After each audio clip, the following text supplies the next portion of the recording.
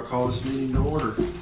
We have Brother Eddie Wallace coming to lead our invocation. Thanks, sir. Absolutely. Thank you for the opportunity. Let's go to the Lord in prayer. Father, we come before you today with praise and thanksgiving. We're so thankful for the cross and the work you did there, the constant blessings you provide. We're thankful to be able to assemble freely and conduct business of the city. Lord, we acknowledge that you are sovereign over all things. And as we read in Scripture, all authority is established by you, and those who govern are your servants for the good of the people. Today we ask for your wisdom, just as you promised that if anyone lacks wisdom, they should ask you, and you give generously. Please grant these leaders clarity of thought, discernment in decisions, unity in purpose. Lord, please guide the council to act justly, love mercy, walk humbly. May their discussions be marked by integrity, respect, and a genuine desire to serve the people of this wonderful city. Let their decisions promote safety, peace, and justice for all residents. Protect these leaders and their families. Strengthen them for the responsibility they carry, and remind them that their work matters to you and the city, the citizens of Hartselle. We commit this meeting to you, trusting in your guidance and your provisions. In Christ's sweet and precious name we pray. Amen. Amen. Thank you, Mr. Wallace. Madam Mayor.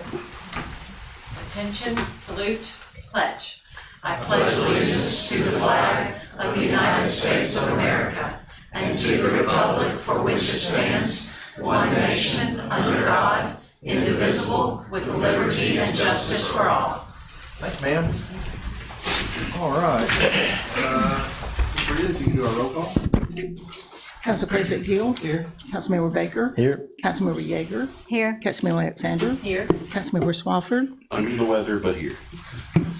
Mayor Evans. Here. City Attorney Madison. Here. And the quorum. Awesome. Thank you. Before we start our meeting, we have a presentation by our favorite state senator, Mr. Arthur Wood. Yeah, that's like telling my son he's my favorite son. My only son, so I'm your only state senator. You got two federal. Two things. One, I wanted to certainly commend the new council and mayor. I think it's the first time I've been here since you've been in office formally.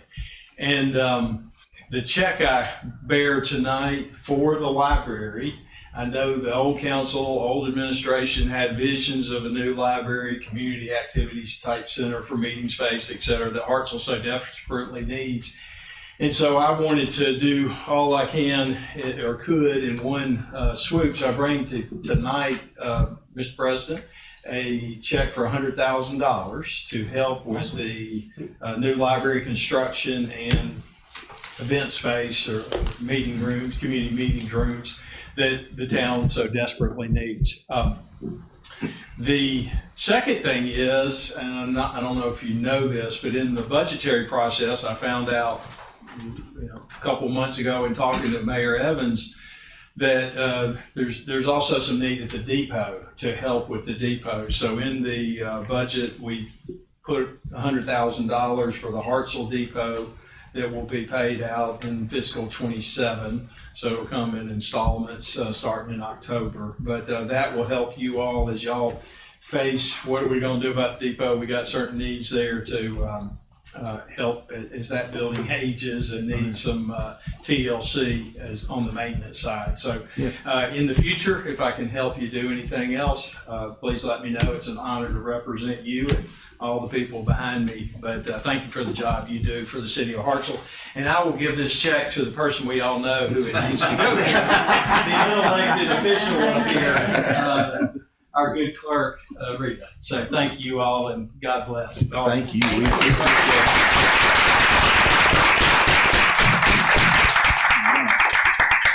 That's awesome. Thank you. Next item, approval of the minutes for the work session held on April 14th, 2026. So moved. Second. Have a motion and a second. All in favor, say aye. Aye. Against? There is none. We approve the minutes. Item number 7, approval of the minutes of the regular meeting held on April 14th, 2026. So moved. Second. Have a motion and a second. All in favor? Aye. Opposed? There is none. Approve the minutes. Item number 8, ordinance 1652, rezoning 15 acres west of Belmead Street from R4 to R2, introduction only. This one is for introduction only. It'll be for planning commission recommendation at their May meeting and back before you for final hearing and consideration on May 26th. This is a request to rezone 15 acres just west of Belmead Street from R4 townhouse to R2 single family detached residential. This is not a change that's shown in the comp plan, but it is a lesser density. It's zoning down, so to speak, to a lesser density. So that, again, this would just be for introduction only this time, and it'll be back before you on the 26th. Do we have any plans for the subdivision, or are we just rezone? There's a layout. Does it connect all the roads? As currently shown, it connects the two stub streets to Belmead, and it connects south to Aspen Drive. Okay. All right, you've all heard Jeremy's explanation. Do I have a motion to introduce? Motion. Second. Have a motion and a second. All in favor? Aye. Opposed? There is none. The ordinance is introduced. Item number 9, ordinance 1653, rezoning 2.9 acres on Parker Road from Ag 1 to R1. Yes, this is a request to rezone existing single-family house and 3 acres on Parker Road from Ag to R1 in order to divide it off from a larger Ag 1 acreage tract. When they do that, they fall below that 5-acre minimum for Ag, so they are compelled to request R1 rezoning. Planning Commission will have this one as well, and a public hearing, you'll have their recommendation on the 26th. Heard Jeremy's explanation. Do I have a motion to introduce? So moved. Second. Have a motion and a second. All in favor? Aye. Opposed? There is none. It's introduced. It's like you again, Jeremy. Yes. Ordinance 1654, rezoning 1.2 acres at the corner of Corsby Street and Dawson Street from R2 to R4. This is a small tract currently in 3 acres, or excuse me, 3 lots that is on R2, requesting to rezone that to R4, which would allow townhomes. This also would be a variance from the current comprehensive plan and is scheduled for hearing on the 26th. So you'll have a planning commission recommendation on it prior to that. Mm-hmm. So it's a variance From the comp plan, yes, which council can do, but certainly doesn't have to. It'll come with planning commission recommendation at that hearing. All right. As a mindset for development of obviously behind Tractor Supply, is it meant to be almost like a townhome development neighborhood in a way? I mean, or do you have an idea how many? Well, I haven't actually seen a formal layout. Kind of the renderings that I've seen look like it was going to be 10 to 12 units. Excuse me, got a tickle today. And does that play into any situation with obviously the houses that are north and east and even somewhat south of it in terms of like making that feel like people are, you know, with the single residence homes? It would certainly be different from what is there. Yes, it's kind of It's not part of the comprehensive plan. is not no. It's contrary to the comprehensive plan. So you should all bear that in mind, as well as it's not in keeping with conformity with the neighborhood that's present there now. I'm not trying to persuade you, but you need to consider those things. Okay. So you've got 2 options as I see it. You make a motion to introduce, or you don't make a motion to introduce. So do I have a motion to introduce? Do I have a motion to introduce? I don't have a motion to introduce. So, Then you move on to the next topic. alrighty. Item number 10, ordinance 1654. Oh, that was our, item number 11. Ordinance 1655, cable franchise agreement renewal with Spectrum Southeast LLC. And we've been asked to suspend the rules for immediate consideration on this item. All right. This is a renewal with the contract for Spectrum. When I say contract, franchise actually. It's up for renewal very shortly. It's been negotiated as usual by our expert, our consultant, Mr. Greg Fender, who is a very, very, very well respected expert in the field, has guided us through numerous projects like this, not only here, but Faultville and some other towns in the area, statewide, nationwide for that matter. So I have a lot of respect for his authority. He always includes me in everything and keeps me abreast of what's going on. And I would recommend that you suspend the rules so that you can vote on this tonight, and I would recommend that you adopt this ordinance. All right. Heard Larry's explanation. Do I hear a motion to suspend the rules? Second. I have a motion and a second. We're going to do a voice vote. Roll call, yeah. Council President Gill, Yes. Councilmember Baker, Yes. Councilmember Yeager, Yes. Councilmember Alexander, Yes. Councilmember Swafford. Yes. Motion carries. All right. Now do I have a motion to pass ordinance 1655? Motion. I have a motion and a second. A very quiet second down here on the left-hand side. Motion and a second. Any discussion or questions? Nope. All right. All in favor? Aye. Opposed? There is none. The ordinance passes. All right. So item number 12, a resolution 26-0427, a 12-month moratorium on rezoning or initial zoning of property to R3, R4, or R5. Mr. Jeremy. Yes, this would place a temporary freeze on the annexation, initial zoning, or rezoning of properties to high-density residential classes. Typically, what we see is R5 patio home, but also R4, like one of the ones we just discussed, are sometimes requested. R3 is apartments. So those are the three high-density zones that we have. And in discussing this with Planning Commission informally, and also a couple of you have mentioned it to me, just do we need to take a look at this, tap the brakes a little bit on the development, and make sure that we're not overwhelming the schools or utilities or streets and so forth. So just from a density standpoint, this would put a hold on those higher density rezoning classifications for a period of 12 months. Or until you lift it. If you wanted to lift it earlier, you could. But it would just give us some time to discuss those items with the schools, with the utilities, consider the implications of the further high-density developments. It would not affect anything that's currently in the works. So either two R5 developments that are currently going would not be impeded by this. Also, if someone wanted to downzone, like R4 or R2, that's similar to the one on Belmead, if you had an R4 that wanted to go to R5, they could still request that, because that is a lesser density than what they are currently. But aside from that, it would put a 12-month hold on those rezonings. Okay. You've heard Jeremy's explanation. Do I hear a motion? Motion. Do I have a second? Second. Do I have any discussion or questions? No?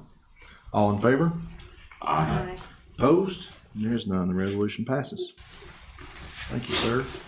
Item number 13, consider request by police officer to purchase RSA service credit. Ms. Tiffany? Hi, so I'm here. We had an officer that was recently on active duty for over a year, and he wants to purchase his service credit back. RSA has run the calculation for him, and the requirements for us under USERA, our portion is $7,825.94. And that's what we owe towards his pension while he was on military service. Active duty military, correct? All right. So you've heard Tiffany's explanation. Do I hear a motion? Motion. Second. We're on it. Everybody wanted that one. Jump on Who gets credit for that? it. Two down there. All right. So I have a motion and a second. Any discussion or questions? All in favor? Aye. Opposed? There is none. Thank you. All right. Item number 14, consider claim against the city concerning cemetery issues. You can handle that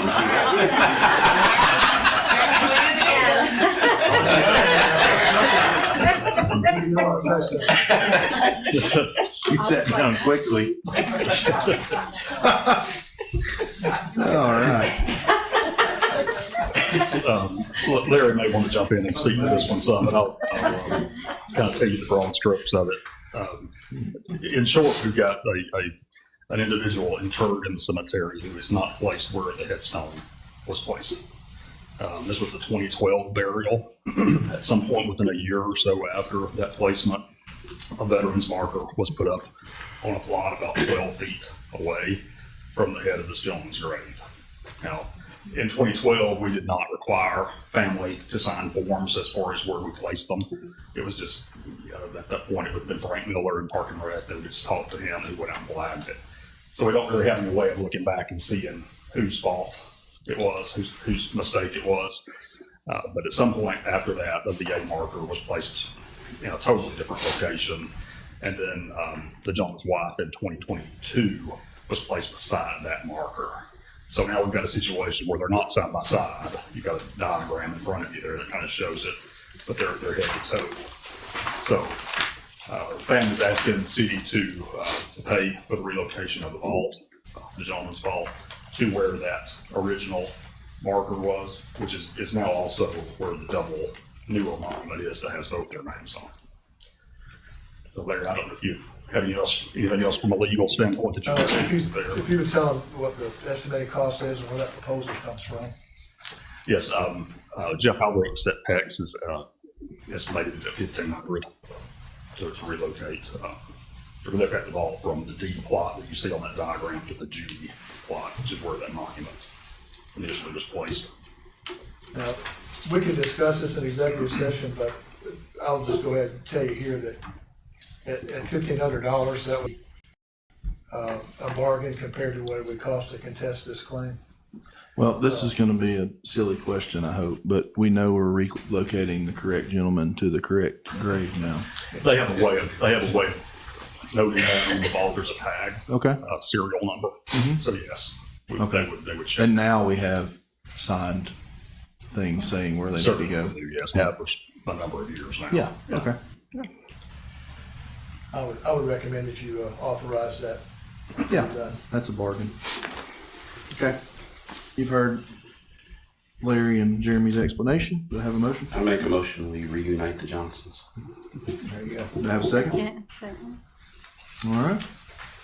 Any questions? All in favor? Aye. Opposed? There's none. All right. Item number 15, consider extension of contract with SFC for on-site operations manager during contract negotiations. Yes, so as you all may remember, the services agreement that we signed with SFC to receive the optimization report. We did a first amendment to that to provide some support when Thomas was serving as the Park and Rec director with the staffing issues that we were having. We had asked if they would be able to send someone in while we were waiting for their optimization report. The optimization report was delivered, and so while we are in the process of negotiating the contract with them, we are asking for a second amendment to allow us to pay for the services of the person who's still serving in an interim role there for us, an interim director. So this is what this second amendment does, is that it just gives us the ability to pay for them, to compensate them for the time and the travel expenses that they have while they're serving in this interim position. Right. All right, heard the mayor's explanation. Do I have a motion?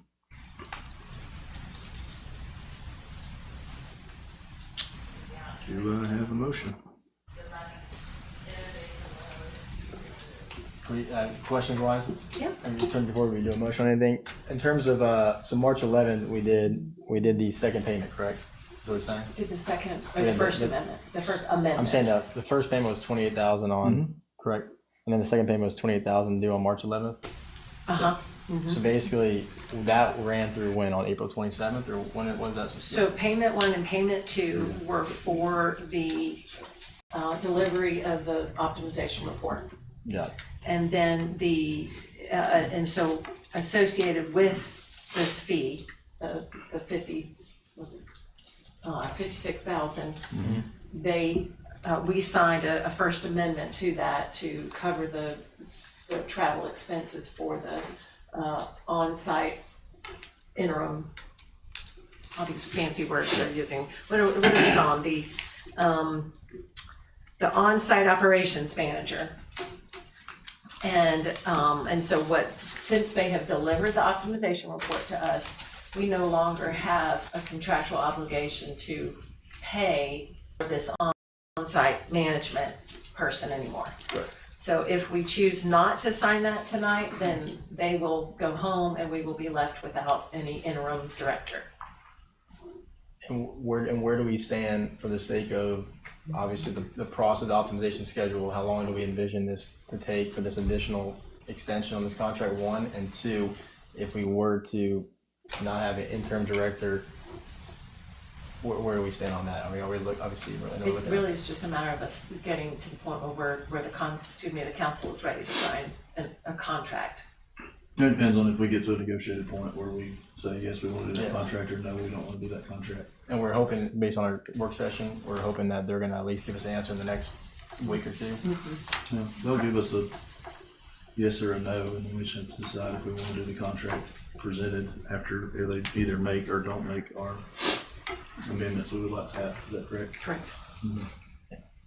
So basically, we're. I just wanna make sure we're not gonna keep extending. I wanna make sure we have a limit of what we will we're. have this settled by the next council meeting, if not before. Now, we're under, If, we've got our counter offer completed, just everybody's give it one final look over to be sure. So it'll be going out here in the next day or two. and if things go as we anticipate, then we may even have a special call meeting to approve that so that we can, let's move on. All right, Make a motion. thank you. Do I have a second? So this lasts to the point of what date? And This will extend until the contract is signed or rejected, okay, all right. which is, our intention is to have that done before our next council meeting, the first Right. council meeting in May. Okay, I'll second it. All right, I have a motion and a second. Any discussion or question? My only question is just, as Councilman Baker said, we don't want to, I don't want continued Band-Aids. So, fine with the timetable with the contract coming in. I think it's, we've gone this far. We need to have somebody running it over there, so.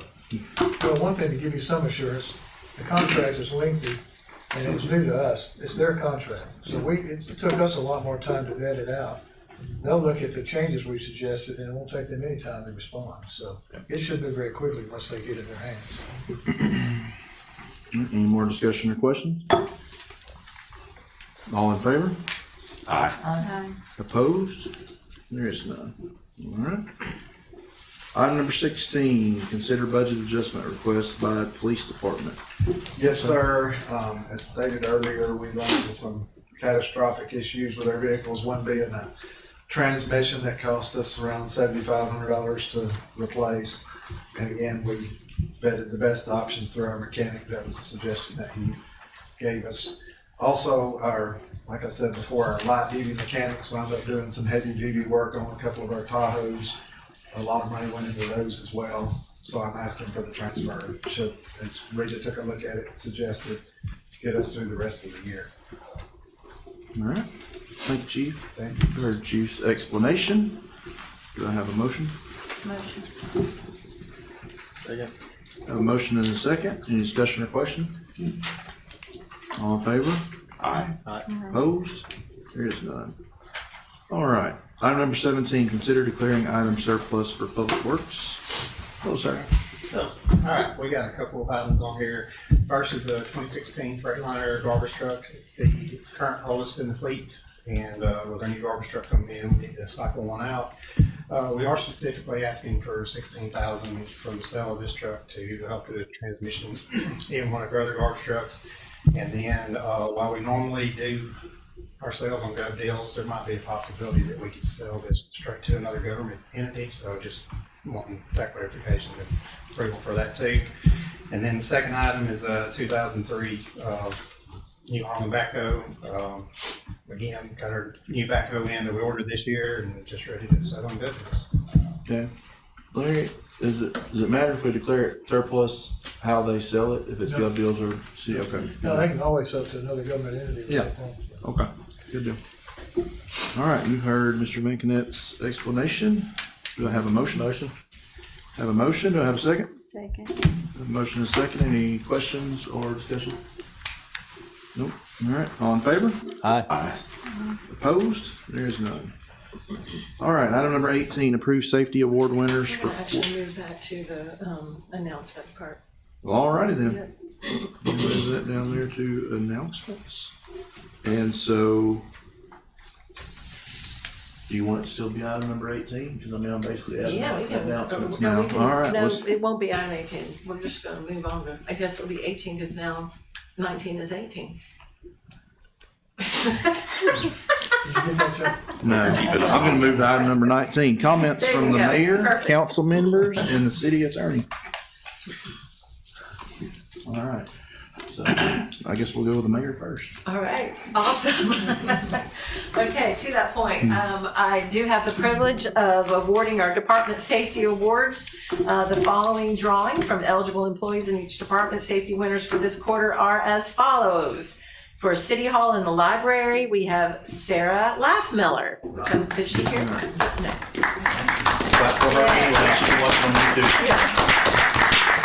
Fire department, we have Caleb Quick. Park and Rec, we have Steve Reeves. Police department, Jeffrey Curtis. And lastly, Public Works, we have Kyle Nunley. And Jeremy, should they see you to receive their, I need to take formal action to go ahead and approve Yeah. the list. okay, so there we go, I guess. So do I have a motion to approve the safety award winners? Motion and a second. Any discussion? All in favor? Aye. Opposed? We have declared the safety winners. Yes, so they should see you, huh? See Jeremy. I think actually Kelly takes care of it. Okay. Okay. See Kelly Kelly. will take care of that. Okay. All right. Next, I also have the privilege of making a proclamation regarding the 57th, I'm gonna stand up for this, for the 57th Annual Municipal Clerks Week, May 3rd through the 9th. Whereas the Office of the Professional Municipal Clerk, a time-honored and vital part of local government, exists throughout the world, and whereas the Office of the Professional Municipal Clerk is the oldest among public servants, and whereas the Office of the Professional Municipal Clerk provides a professional link between the citizens, the local governing bodies, and agencies of government at other levels, and whereas professional municipal clerks have pledged to be ever mindful of their neutrality and impartiality, rendering equal service to all, and whereas the professional municipal clerk serves as the information center on functions of local government and community, and whereas professional municipal clerks, try and say that 10 times fast, continually strive to improve the administration of the affairs of the office of the professional municipal clerk through participation in education programs, seminars, workshops, and the annual meetings of their state, provincial, that's right, county and international professional organizations. And whereas it is most appropriate that we recognize the accomplishments of the Office of the Professional Municipal Clerk, now therefore I, Missy Evans, Mayor of Hartselle, do recognize the week of May 3rd through the 9th as Professional Municipal Clerks Week, and further extend appreciation to our professional municipal clerk, Miss Rita Lee, and to all professional municipal clerks for the vital services they perform and their exemplary dedication to the communities they represent. Dated this day, the 27th day of April, 2026. So Rita, we appreciate you.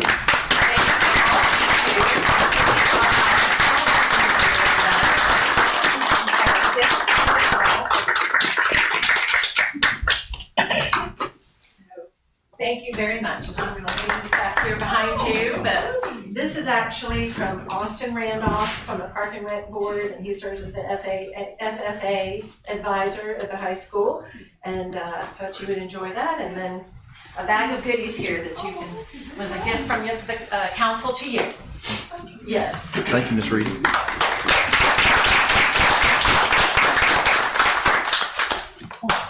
The last few things I want to do is just say thank you to the farmers market committee that worked so hard. Miss Lynn was part of that, and so many other volunteers that served to make our farmers market opening just fabulous. It was a day to remember. We had some wonderful vendors there, and many of our legislators that arrived, our state legislators and other city leaders, and it was just a great day. And I'm very proud of the work that they've put in to make that this selling season to be one of the best that we've had in many years. Also want to announce that the Park and Rec Board will be having their meeting this coming Monday at 6 p.m. And that also is a group that I'm very proud of. The Park and Rec staff has been working hard to put together an agenda that is meaningful, and we'll be discussing many things that affect them. The council is heading to Montgomery this week for the Alabama League of Municipalities Conference, their annual conference, and we're all looking forward to that. And finally, I just want to say thank you to East Highland and Eddie Wallace for organizing for us a meal before our work session. And we just appreciate the way that you recognize our service and you honor us very well. So thank you. Thank you. Thank you for your service. Appreciate it. Yeah. All right, is that all? Awesome, thank you. Sherry? Thank y'all for being here, and thank you for the delicious meal. Awesome. I'd like to echo, I think, Lynn, thank y'all for, everybody with the Farmers Market this weekend, great turnout. Love to see just everybody coming out to support local business and just everybody involved in this community. That's a great piece of who we are in Hartselle. So love to see just the buy-in across all departments. Also to East Highland and Eddie and the team, just we appreciate y'all, and I think taking a step across all churches across our community sets an example for who y'all are, but obviously really does push everybody else to move forward, and not about the meal. That's what we don't care about. It's more about the fact that y'all want to get involved. I think that's kind of one of my big pushes. It's kind of a comment to our council, but also to myself and to y'all, is that there's a lot of things that come up on the agenda last minute. There's a lot of things that come up. There's a lot of moving pieces in this community. And we do the best we can with transparency, with effective communication. And I know I'm an outlier in some ways, I always like to say, but I think overall our goal here is, as a team, as a unified front, is to make sure you guys know that we're bought in just as much as y'all are. And I think there's been a lot of things that I like to address, and I know it's probably not necessarily always the place to do it, but this is the platform we have. And I believe my role is to have that voice to ultimately say, hey guys, we are a team, we're a unit, we're here to fight for y'all. And bear with us. Obviously, there's a lot of things that are moving, as I mentioned, but at the same time, we want y'all to show up. For those on YouTube, for those that aren't here today, we want y'all to get involved in this community. And it takes people like Eddie and Lynn and the rest of this community that are here today and watching online to really buy into Hartselle for what it's worth and what it's to be in the future. So I'm grateful. I'm appreciative for this role to have the opportunity to lead y'all. And of course to serve with the people up here. So just grateful for this community, and really appreciative. Thank you, sir. Mr. Mike?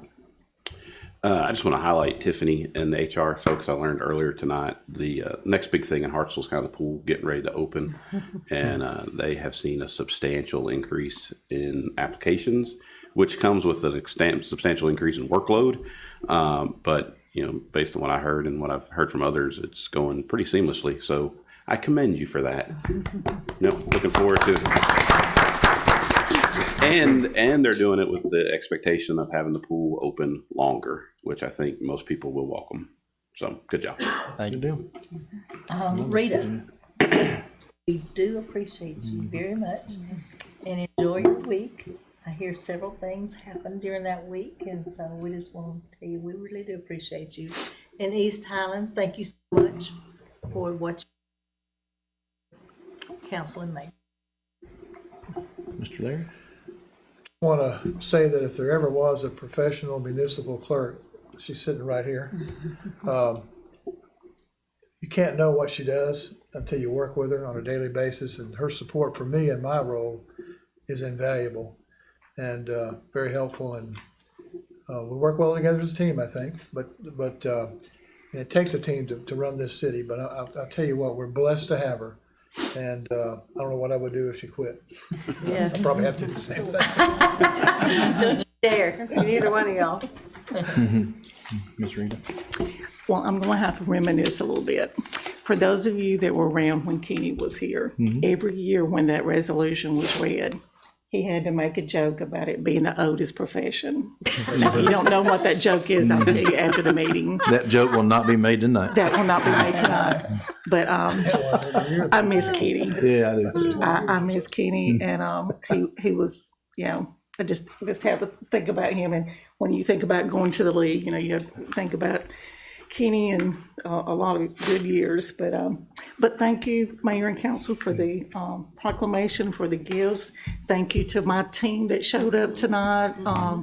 I think they all appreciated me a little bit more after I was gone for 2 weeks and come back. Yes. I heard a couple of comments like, "You can't do that again." I'm just kidding. Oh, that's funny. But yes, I have some great folks to support me, and we have a great team of department heads too. And I want to thank Byron especially for him stepping up and filling in the gap right now. Yeah. And he's doing For a sure. great job. But Thank you, Byron. But all of them, I don't have to worry about them going out and doing things that they should be doing. So, I'm talking about spending the city's money and doing the right thing. They do a great job. Awesome. But thank you very much. I'm Thank very you. blessed. Well, we're blessed to have you. Thank you. You keep us out of jail. I mean, that's not a joke. Like there are a lot of ethics rules that are just not things you would think of. And Rita always keeps us on track. And for that, we're grateful. Because like Randy used to say, I do not look good in Jailhouse Orange. All right. I think, Orange is, but not jailhouse. yes.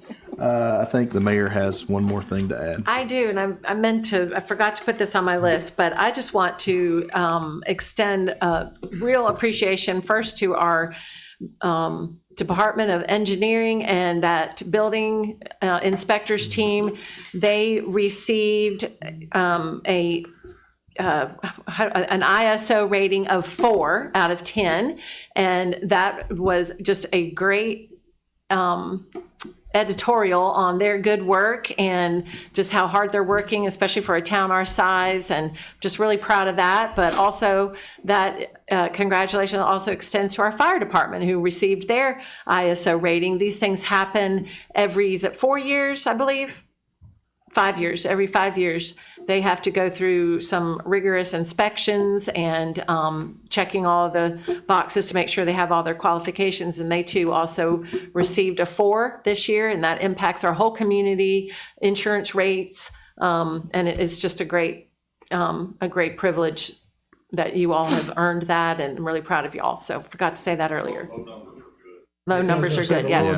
4 out of 10. And It's not like a test we're where you moving, wanna be 9 out right, of exactly. And, we're definitely aiming to improve that all the time. So thank you. All right. Well, I want to ditto what the mayor just said, and then also thank Byron again. Y'all doing a good job holding it down over there while we're sorting through this. We appreciate it. And so then we'll move to comments from the audience. If you'd like to speak, come state your name and address, and you'll have 3 minutes. Yep, come on.